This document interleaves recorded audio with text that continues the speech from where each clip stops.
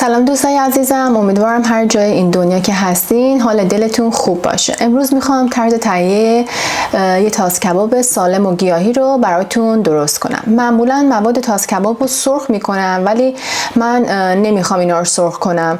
حالا بهتون میگم چجوری درستش کنین که مزه‌دار و خوشمزه باشه. مواد لازمی که ما احتیاج داریم: بادمجون، کدو، سیب زمینی، پیاز، فلفل دلمه‌ای، گوجه فرنگی. من امروز نمیخوام گوشت و مرغ استفاده کنم.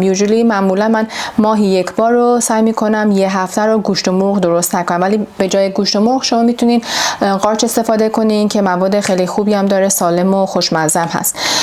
ادویجاتش هست رب و نمک و فلفل و زردچوبه است، ولی من به جای مرغ و گوشت و اینا، ولی خب این سالم هم هست، از این مرغایی که قرصای کوچولوه، هم مرغشو دارن هم گوشتشو دارن که میتونین شما بگیرین. همه جا هم هست، تو ایران و همه جا داریم.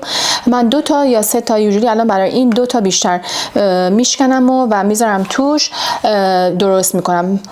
و من اینا رو سرخ نمیکنم، همه اینا رو میذارم یه روغن خیلی کم، شاید مثلا 2-3 تا قاشق روغن رو همینجور روش بریزم و با آب. الان من اینا رو میذارم توش و بهتون آخر سر نشون میدم که چجوری میکنم. من دستامو شستم. اول پیاز رو میذارم، پیازا رو یکی در میون.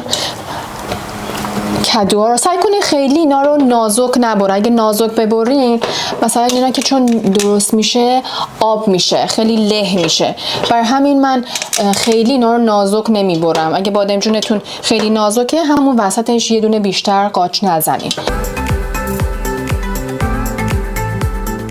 وقتی که درست میشه، آبو که میریزیم، آب اینم نباید اصلا زیاد بریزیم، یه کوچولو آب میریزیم، چون بعد آروم هم باید بپزه، وگرنه اصلا خودش این اگه آبو زیاد بریزین خودش این آب میندازه، بعد دیگه میشه خیلی آبکی میشه. این تموم شد. من اینجا 5 تا قاشق رب گوجه فرنگی، یک کوچولو 4 تا قاشق غذاخوری روغن مایع، نمک، فلفل و زردچوبه رو اینجا مخلوط کردم با آب داغ. همینطور هم که گفتم خیلی نباید آب بریزیم. همینو میریزیم توی قابلمه.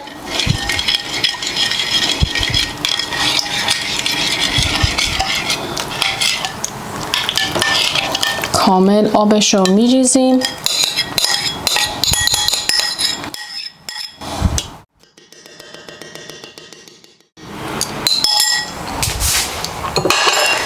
از این 2 تا هم از اینا من باز میکنم و همینجوری میشکنم توش.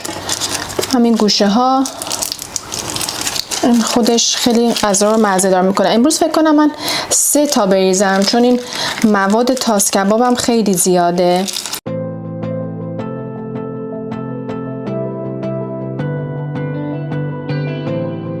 این الان خودش این خورده زیاده، وقتی که بپزه همه اینا کوچولو میشه. من الان این در قابلمه رو میذارم و میذارمش روی گاز. اینو میپزه. یه چیزی حدود 1.5 ساعت طول میکشه تا این غذا درست بشه. وقتی که درست شد بعد برمیگردم نشونتون میدم این چجوری از آب در اومده.